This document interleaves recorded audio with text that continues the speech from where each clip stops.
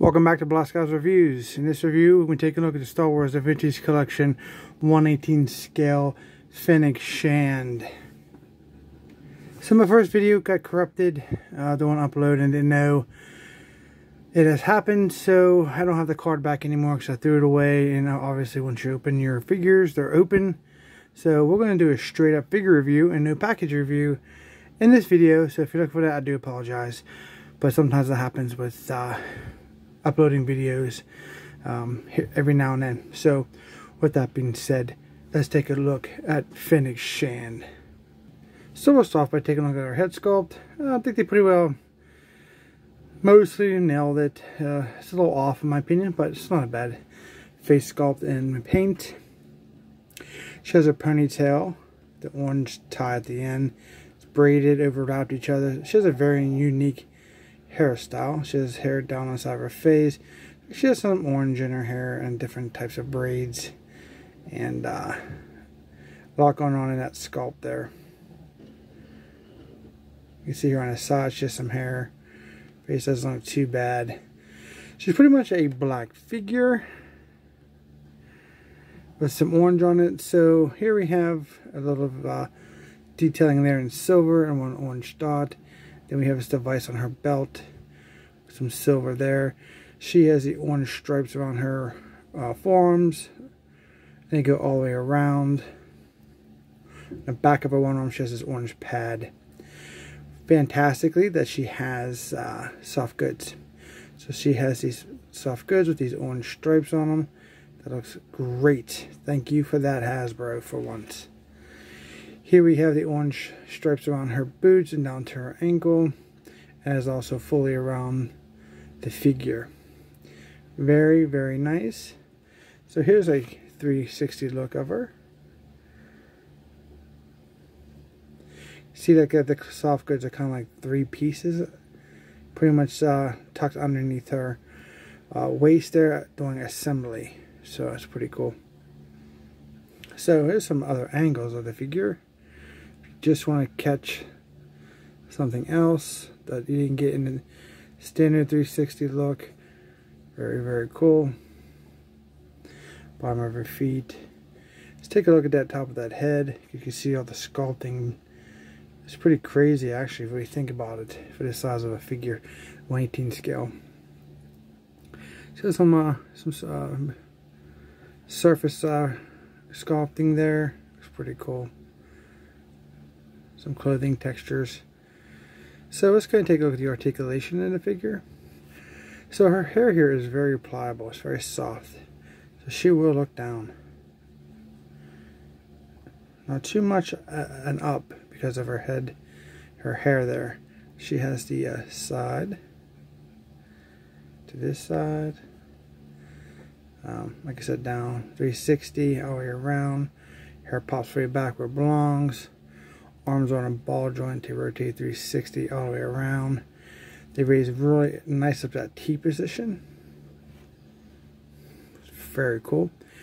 360 rotation at the elbow, and then we have a bendable elbow at roughly about 90 degrees.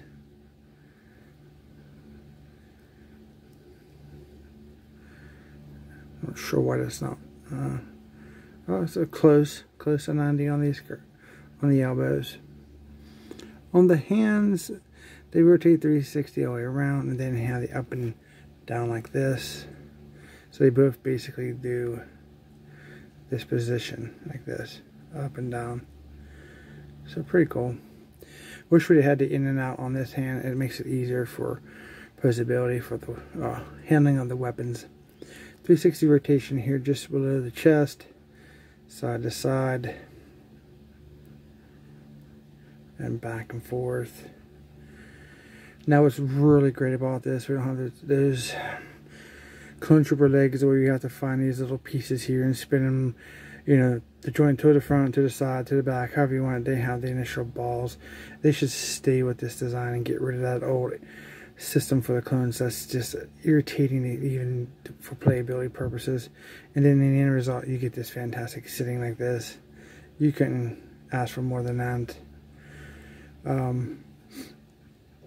9-degree bend at the knee. Then we have the pivot down, pivot up, 360. If you want it around the ankle, it's there. I'm not going to do it. There's no point for, but it's there for you to do that if you would like.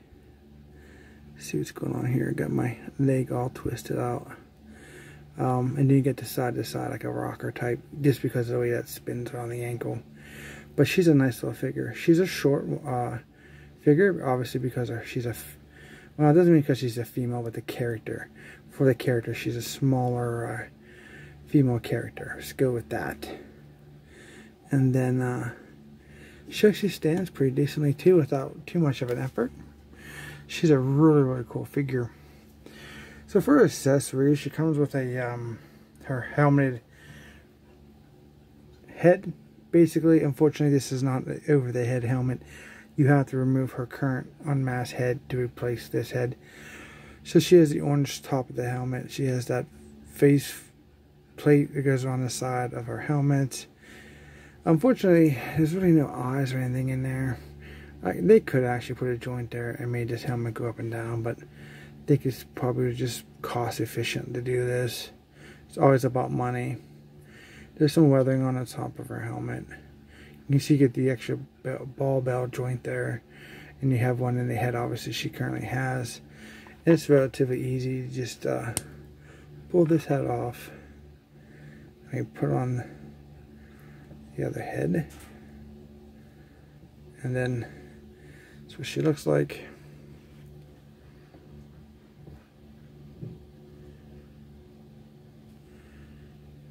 It's pretty good. I mean, you get the appearance of the character, and then while we're here, articulation down. You can get a little up. It doesn't stay. It's back to stationary. You have the side also, and obviously 360 all the way around. Okay, she comes with two weapons. The first one is this smaller one. It's black. The scope on it. Brown stock. Little block on the back. Fortunately, both these weapons are pain because of the design, and just not very playable in my opinion. Her hands are quite soft. Within reason, because this is like an over the stock grab instead of having like a handle here. It makes it quite difficult to put that in her hand. As you can imagine, you basically got to somehow go up and figure how you're going to get down into there to grab that, and you can get it like that, so to speak, but you're really not going to get this to sit like straight. It's always going to be at an angle because of the way that's designed and you know, made. It's just it's just not very, it's not a playable piece. It's stand around posing for this. This is a shame because this is a nice figure. I mean, that's pretty much going to be, I mean, you got the wrist there to kind of give you a little bit, but the weapons are soft for another thing. And then she can see if we can get that back on there. It's definitely a pain. You can get kind of like a one-hand type hip fire shot with this versus, you know, a whole lot of posing. It's really a shame. Now for our sniper rifle, it's kind of the same problem. It's a longer weapon. It's pretty pliable, which I'm tired of these two soft weapons are hard to get into her hand. And you really have a small hole here for her thumb, so it's another trick to get her to hold it. It's just a stock and a strap.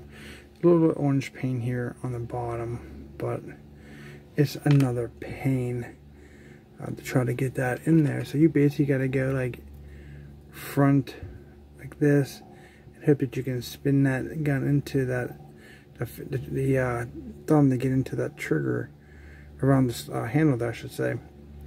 And here I'm lucky that time to get that. And here she is basically holding that. But it's definitely kind of a pain. I mean, you can get certain kind of angles with this You may get that in the scope look. If you kind of, sorry about that. I was looking at the figure, not the camera. You can get it close, but it's just not a natural hold for the most part. I mean, you can do that trick to where you kind of turn it sideways, and then you can do the camel angles like they do with the product images, kind of fake it out to make you think you get some nice posability. But I'll let you guys figure that out on your own, but it gives you an idea of how she looks. And then obviously you can do the two wield with the other hand. So take this out of her hand, and then the only really cool piece of this weapon would have to be that you can just tuck it over her head like so. Kind of fits pretty nicely, and it shows those orange straps there on the front.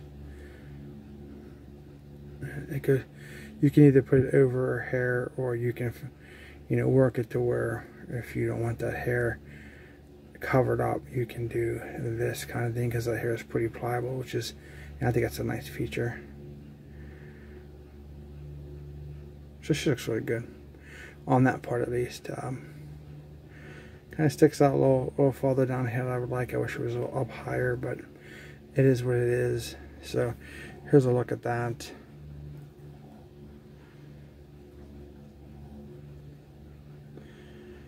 Alright, so that's, I mean, I like how the orange is on it. So a little bit of pink can go a long way. I do like little touches here and there. Let's see if I can get this back off. Okay. So next up, she had her last accessory is her drinking jug, and it looks like this. There's some texturing here, you can see throughout the bottle. It's blue, clear at the top. This little peg here. I mean, if you're want to try to get a pose where she's drinking it like in the show, you can try to get that trigger finger in that little hole, which is not that hard, but hard to do to the camera, though, at least. You can get that finger in there, and she can hold it, and then you can kind of bring it up to her face. You can see kind of how that would work. I did it a couple times, and her wrist is definitely down also, but every time I get really close to her face, the thing falls off. So I'm not going to waste your time trying to do it too many times, but you can see how you could get that drinking the bottle type thing if you work at it. It's kind of a little cool feature. Obviously that's the only way she's going to hold it. It's too big of a diameter for her to hold it as a, you know, in her hand, besides the finger thing. You might have noticed this is kind of the same piece that you get with the Navarra Cantina.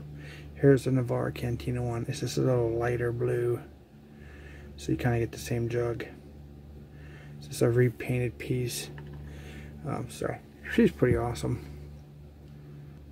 So if you're interested, I do have the Navarra Cantina still set up for my review. I left it up because I want to do a couple Star Wars reviews, and you can see how she sits at the bar if you're interested. On the stool, she is a smaller character. Her feet don't touch the floor, so that's how she fares. And just to give you an idea how short she is, I'll give you a couple comparisons. Here is the Imperial Death Trooper, and we can bring in a Mandalorian Death Watch Trooper, and you can see that she's quite small. Again, these guys here are a pain to get to stand, but to give you an idea, I'll show you when I do my Boba Fett review. She'll be in it also, and get an idea how she fares with Boba Fett from the book of Boba Fett. So that's how she compares there. I hope you guys liked this review. If you did, don't forget to like, share, and subscribe, and we'll see you in our next review.